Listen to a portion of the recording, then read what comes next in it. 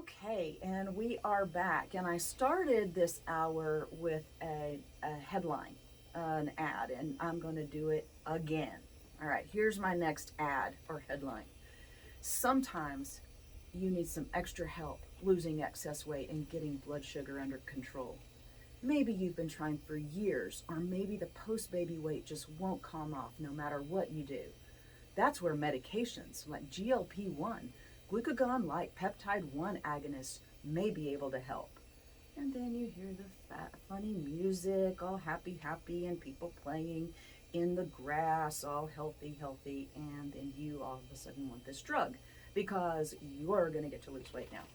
Right? Okay, so we are going to talk about GLP-1 agonists. All right, so there are various names and chemicals that you may have heard. The names are Trulicity, Byureon, Byetta, Ozempic, Victoza, Adlixin, Ribelsis, and Wegovy. The chemicals are liraglutide, albiglutide, dulaglutide, and semaglutide. These are daily or once weekly injections, and they are for the purpose of treating type 2 diabetes and obesity. They've been around for a while, originally just for type 2 diabetes. In 2017, Ozempic came out. That was for blood sugar regulation. Then later, Wegovy was approved by the FDA for weight loss. Now, there are some criteria that you're supposed to meet if you're going to use them for weight loss. You're supposed to have a BMI of 30 or more, you're supposed to have high blood pressure, high cholesterol, and diabetes. And all of those are actually technically subjective. It's funny, doctors don't want to diagnose you unless, the numbers are a certain way. However, when you want a weight loss medicine, doctors are willing to fudge what they're going to consider high blood pressure, what they're going to consider pre-diabetes. And then BMI is just garbage, right? Somebody can go in, particularly men, can go in with 6% body fat and have a BMI over 30 because they're heavy compared to their height because there's so much muscle, right? So all of those things are garbage criteria, right? So there are tons of people on these drugs. What are they for? Sorry, I have a little something in my throat. Let me get some coffee. All right, what are they for? These are glucagon-like peptide 1 receptor agonists. And agonists mean that they stimulate, right? They treat type 2 diabetes and obesity. These GLP-1 agonists mimic GLP-1. And GLP-1 is a peptide hormone in the body. Peptides are just little short protein chains. And they are produced, or GLP-1 is produced in the GI tract by L cells in the distal ileum or colon, so in the far end of the small intestines and in the large intestines. So GLP-1 produced naturally in the body. What they're doing is they're giving a drug that either stimulates the production of more of this GLP-1 or is basically a GLP-1, right? So your body just gets a whole lot more of it. All right, so what does it do? It stimulates the beta cells of the pancreas to produce more insulin, and it inhibits the release of glucagon from the alpha cells of the pancreas. So one thing I want you to hear right now is we're talking a lot about what the pancreas is doing. So clearly these drugs are affecting the pancreas. Great. It's producing insulin. Insulin is going to pull sugar out of the blood, send it to the liver, the muscles, fat cells, whatever. It also inhibits the release of glucagon. People don't hear about glucagon as much, but glucagon is important because glucagon stimulates the liver to produce sugar or glucose. And because this drug is saying glucagon, no, you don't get produced, then you're not going to get a stimulus to the liver to make sugar. So that's another way of lowering blood sugar, all right? Another thing that GLP-1 does is instead of acting locally right there, well, it acts locally in another way. It can curb appetite. And it curbs appetite basically in three ways. One of them is it slows down gastric emptying. This just means that food sits around in your stomach longer than normal. I'm going to come back to this in a little bit, and we're going to talk about some potential negatives of that. but it slows down the gastric emptying. Another thing is it stimulates mechanoreceptors in the GI tract to cause distension. So this will happen even if you're not eating food, right? So the delayed gastric emptying is if you've eaten food. But these mechanoreceptors can actually make you feel full when you're not even eating, because it stimulates them and it distends the stomach, and the stomach kind of thinks it's full of something, right? So this is another thing that it does. Then it also feeds back to the brain. All right, so here's some science words for you. I'll only say them once so that you don't get bogged down. But it feeds back to the arcuate nucleus of the hypothalamus, and that stimulates pro-opiomelanocortin neurons. Okay, so the reason I wanted to say the word out loud instead of just calling it POMC, because we just shorten it as neuroscientists, we just say POMC neurons. The reason why is because the pro-opiomelanocortin has the word melano in it. And I want you to remember that these neurons have that word melano, because it should make you think of melanocytes, which make you tan when you get in the light, right? Okay, so you want to keep that in mind.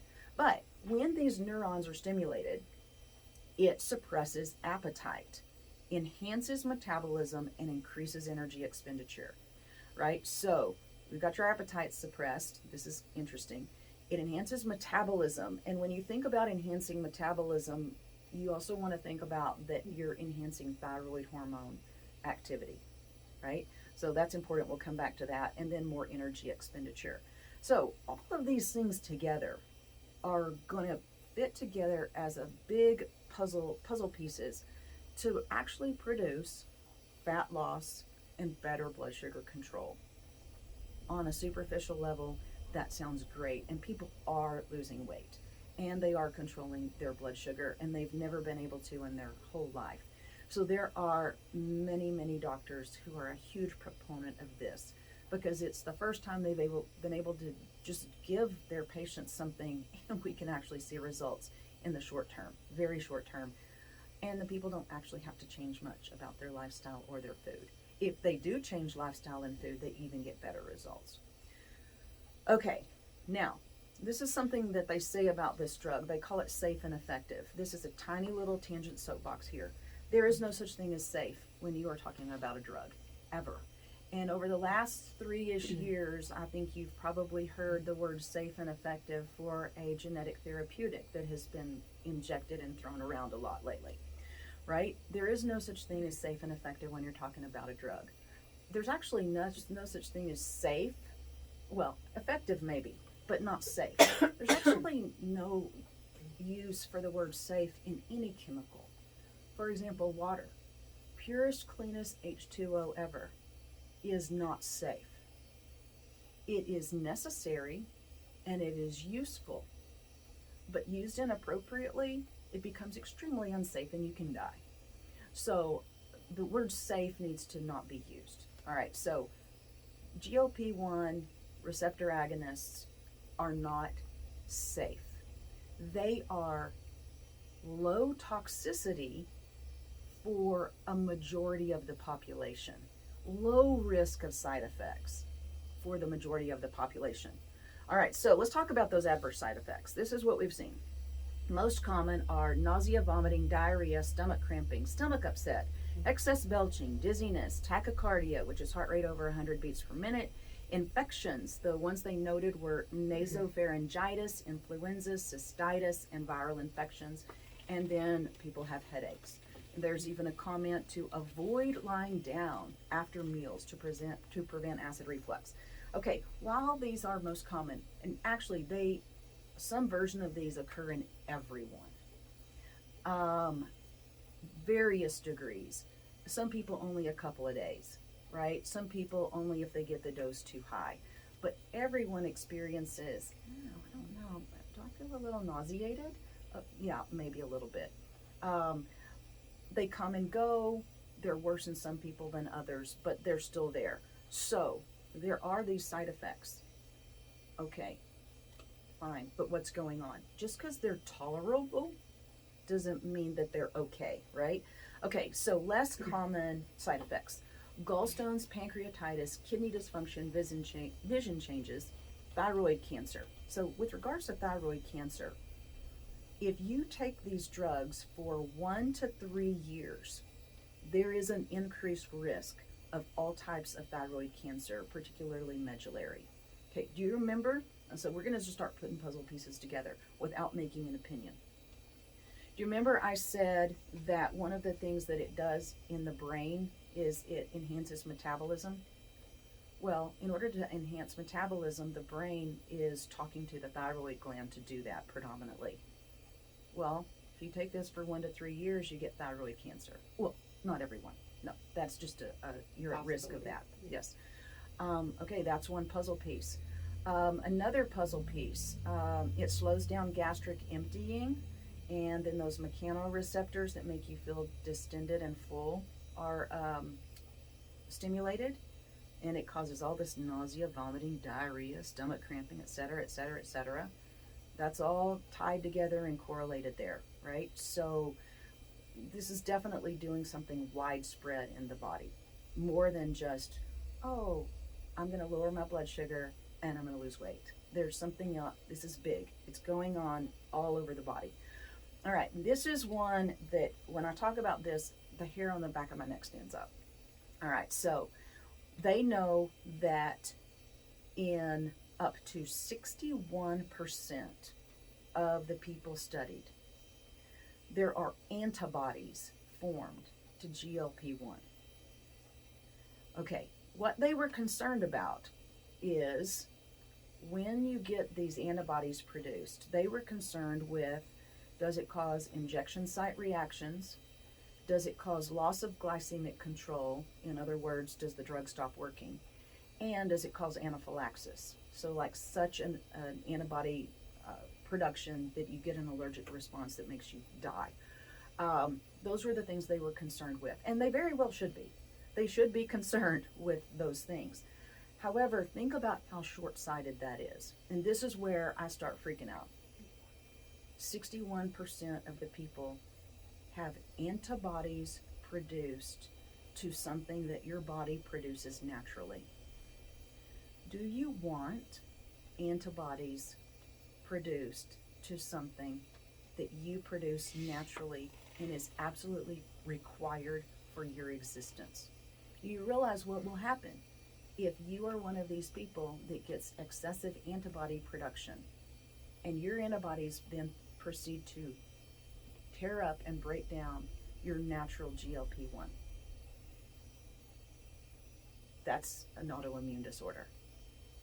And then if you're not dead, you then become dependent on the next drug to fix that problem, and then the next drug to fix that problem. And what is the next drug? There may not even be a next drug. It may just be this drug.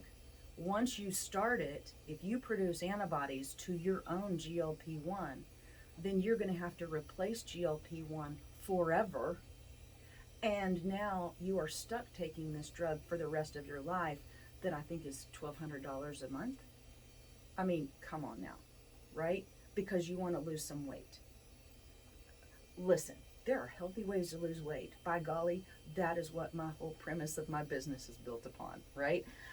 It is not that I don't believe in taking shortcuts, because a lot of what I teach are, you could call them shortcuts, but they are natural, and they are things that are not going to turn around and have an adverse effect for you. All right, so that freaks me out. Contraindications. One should not take this if they are pregnant, they have severe gastrointestinal disease such as gastroparesis, inflammatory bowel disease, if they have a family history of thyroid cancer, or if they have pancreatitis. The thing is you've got people that actually have these things, maybe undiagnosed, but people whose pancreases are already not functioning well. Their thyroids are not functioning well already. That's why they're overweight. They have been eating in a way that their body is deficient and defective. And even though they don't have these diagnosed diseases, they are there and in progress. And taking this drug is a contraindication for that. It's crazy. I'm a root cause practitioner. Like, I look at what caused the problem to begin with. So this drug says, okay, we're going to have the beta cells release more insulin. Right? I want you to ask yourself, why are my beta cells not producing enough insulin? Or why are my beta cells producing insulin, but my cells are not responding to the amount that is needed, right? There's a root cause to that. The answer is not, oh, just get the beta cells to produce more, everything will be fine, right? Question number 2. What are the consequences of forcing my beta cells to do more work? Or what are the consequences of forcing my cells to take up glucose when they don't want to, right? Ask yourself, why are those things there? Why do I have these problems in the first place? You taking a drug is not going to fix the root cause of the problem. Thus, when you stop taking the drug, either all of that stuff is going to come back, the weight comes back, the blood sugar dysregulates again, or potentially you've done more damage and you're in a worse situation than before you took the drug, right? So, being excessively hungry or excessively not hungry, one of the things that it does is it makes you not hungry, right? Well, that means you're going to eat less food. You eat too much less food, you become malnourished. If you're malnourished, your cells don't have what they need to function properly. So now you've gone on this really low calorie, maybe 600 calorie a day diet for a year to lose all this weight. Well, what level of malnutrition do you have, right? What are the consequences of that going to be? There's a lot of other questions I'm going to ask here, but we're short on time, and so I want to just give you some ideas of how to raise GLP-1 naturally, right? There is a tea called, or some leaves, a plant called yerba mate. It's kind of like green tea on steroids, and it's just tea. It's going to give you some energy. It gives you a bunch of phytonutrients, and it actually will increase GLP-1 naturally. You can eat more protein. Just eating protein increases GLP-1. Olive oil. A couple of tablespoons of olive oil a day increases GLP-1. Fascinating, right? Fermentable fibers. You asked me about inulin earlier. Is that okay to have in your stevia or whatever? Yeah, inulin is just a fiber. So fermentable fibers are things that the bacteria in your gut can eat. When your bacteria eat that fiber, they produce butyrate, acetate, and propionate. Those things heal the gut lining, and they increase GLP-1. Glutamine is an amino acid, so you're going to get glutamine when you eat meat, but you could take a little bit of glutamine. It helps with your immune system and post-workout. That increases GLP-1. Here's 2 more. Morning sunlight and UVB radiation. People need to get outside. They're going to produce more vitamin D. They're going to regulate their circadian rhythm, and then those POMC cells are going to be affected. When you get morning sunlight, POMC cell neurons are activated, and you produce more GLP-1. And then exercise. Exercise produces lactate. Lactate in the blood stimulates POMC neurons to produce GLP-1, right? So you're going to get all of these GLP-1 effects from things that are really, really natural. It's not as high as a dose as you can get in an injection, but it is not going to come with the side effects, and it's going to come as a whole. As the whole system goes, oh, we have more of this naturally. Like with the sun, I'm going to produce some vitamin D and some GLP-1, and it's done at the right time of the day, and then the whole system, the whole endocrine system feeds back appropriately, and that's what you want, right? So, all right, questions and comments on that while I get the dog out. Well, it's good news because you get to eat to feel better as opposed to taking a pill, and sometimes feel worse. Yeah, agreed. And if you have 10 pounds to lose, this is not the drug for you. The thing is if you have 100 pounds to lose, it's still not the drug for you, right? Why take the risk of adverse side effects when there is another option to do it better? And sometimes you can look at something as a short-term thing, but from what it sounds like you're saying is this could be one of those things that you might not even be able to do for the short term. You could become dependent on it. Yeah, depending on what it does to you, and everybody's going to be different.